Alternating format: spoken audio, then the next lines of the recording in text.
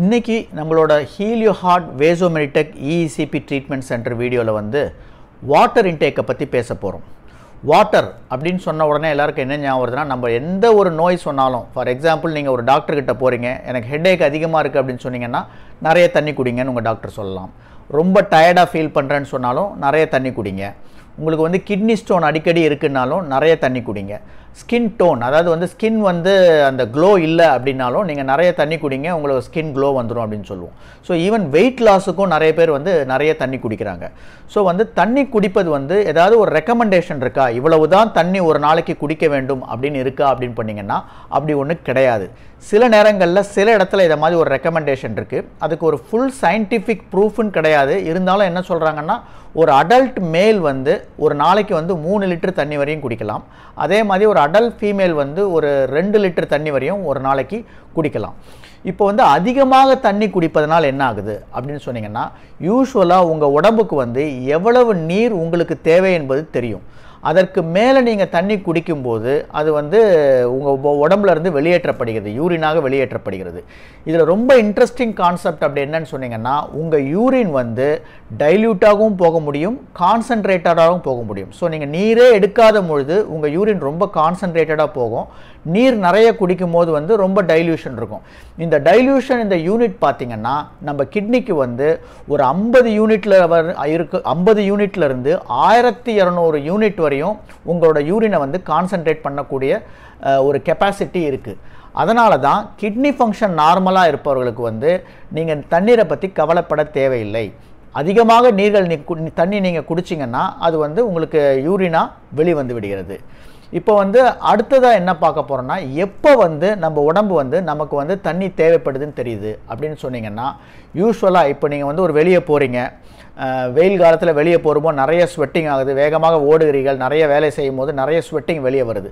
அப்படி இருக்கும்போது என்ன ஆகுதுன்னா, உங்கள் உடம்புல இருந்து அந்த நீர் வந்து வேப்பர், அதாவது ஸ்வெட்டிங் வழியாக வெளியே போய்கிட்டே இருக்குமே. ஆனால் ஈவென்ச்சுவலாக என்ன ஆகும்னா, உங்கள் சோடியம் லெவல், இந்த சோடியம் லெவல் வந்து உங்கள் பிளட்டில் வந்து ஸ்லோவாக அந்த கான்சன்ட்ரேஷன் அதிகமாகி கொண்டே இருக்கும்.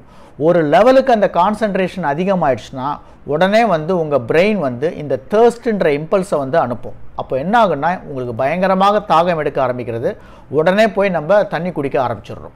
ஸோ இந்த தேர்ஸ்ட்ன்றது வந்து வெரி ஸ்ட்ராங் இம்பல்ஸு. உங்களோட ஃபுட்டு, செக்ஸு, இதெல்லாம் வந்து நேச்சுரலாக ஒரு ஹியூமன் பீயிங்க்கு இருக்கக்கூடிய ஒரு அடிப்படை ஒரு ஸ்டிமுலஸ் ஆகும். இதில் வந்து இந்த தேர்ஸ்ட்ன்றது வந்து வெரி வெரி பவர்ஃபுல். ஸோ தண்ணி வந்து தாகம் எடுக்கும் பொழுது வந்து ஒருவரால் வந்து கண்ட்ரோல் பண்ணவே முடியாது. இமீடியட்டாக அவங்களுக்கு தண்ணி குடித்தே ஆக வேண்டும். ஸோ இப்போ வந்து யார் வந்து நிறைய தண்ணி குடிக்கக்கூடாது. ஸோ நீங்கள் எவ்வளோ தண்ணி குடித்தாலும் உங்கள் உடம்பே வந்து எவ்வளவு நீர் எடுத்துக்கொள்ள வேண்டுமோ எடுத்துக்கொண்டு மிச்சத்தை வந்து வெளியேற்றுகிறது. ஆனால் சில பேஷண்ட்ஸ், அதாவது நோயாளிகள், அவங்களுக்கு வந்து கிட்னி ஃபங்க்ஷன் பேடாக இருந்தாலோ இல்லைனா உங்களோட இருதய நோயினால் வந்து ஹார்ட் பம்பிங் ஃபங்க்ஷன் பேடாக இருந்தாலோ அவங்களுக்கு மட்டும் உங்கள் மருத்துவர் வந்து கொஞ்சம் நீரை வந்து குறைத்து குடிக்க சொல்வார்கள். மற்ற யாருக்குமே வந்து நீங்கள் நீரை வந்து குறைத்து குடிக்க வேண்டுமோ அதிகமாக குடிக்க வேண்டும் என்பது தேவையில்லை. எப்பொழுதுதான் உங்களுக்கு தாகம் வருகின்றதோ அப்பொழுதெல்லாம் நீங்கள் நீரை எடுத்துக்கொள்வது தான் நல்லது. தேவையில்லாமல் அதிக நீரை எடுத்துக்கொள்ள தேவையில்லை. அதே நேரத்தில் வந்து தண்ணினால் அதிகமாக தண்ணி குடிப்பதனால டாக்ஸிசிட்டி வருமா அப்படின்னு கேட்டிங்கன்னா ரொம்ப ரேர். ஏன்னா வந்து ஒரு 20 லிட்டர் வரையும் யாராவது ஒருவர் தண்ணி குடித்தார்களானால் மட்டுமே அந்த வாட்டர் டாக்ஸிசிட்டின்றது வருது. அப்போ என்ன ஆகுதுன்னா, உங்கள் உடம்பில் இருக்க அந்த உப்பு, சால்ட், அதாவது சோடியம் லெவல் வந்து ரொம்ப டைல்யூட் ஆகிடும். அப்படி டைல்யூட் ஆகும்போது இந்த சோடியம் வந்து உங்கள் ஹார்ட்டோட ரிதம், அதாவது வந்து ஹார்ட் பீட்டுக்கு வந்து ரொம்ப ரொம்ப இம்பார்ட்டன்ட் ஆகும். அப்போ அந்த சோடியம் லெவல் ரொம்ப குறைந்து விட்டால் உங்களுக்கு கார்டியாக் அரெஸ்ட் கூட வரலாம். அதனால் 20 லிட்டர் தண்ணி யாரும் அவ்வளோ குடிக்க முடியாது. அவ்வளோ தண்ணீர் குடிக்கும் பொழுது தான் வாட்டர் டாக்ஸிசிட்டி வரும். ஸோ வாட்டர் இன்டேக்கை பொறுத்தவரை வந்து எப்பொழுதுதான் உங்களுக்கு தாகமாக இருக்கிறதோ அப்பொழுது வாட்டர் குடிப்பதே பெட்டர் ஆகும். அதுக்காக வந்து அதிகமாக தண்ணி குடிப்பதனால் வந்து ஹெட்டேக் குறையுது, உங்களுக்கு வெயிட் லாஸ் ஆகுதுன்றதுக்கெல்லாம் எந்த ப்ரூஃபும் கிடையாது. ஆனால் கிட்னி ப்ராப்ளம் உள்ளவர்கள், அல்லனா கிட்னி ஸ்டோன் உள்ளவர்கள் நீர் கொஞ்சம் அதிகமாக குடிப்பதன் மூலம் வந்து கிட்னி ஸ்டோன் வந்து உருவாகாமல் பார்த்துக்கொள்கிறது. மற்றபடி வந்து வாட்டர்னால் வந்து ஒரு பெரிய உங்களுக்கு எதையாவது தடுக்க முடியுன்றது ஒன்றுமே கிடையாது. தாகம் இருக்கும்பொழுது நீர் குடிப்பது தான் பெட்டர்.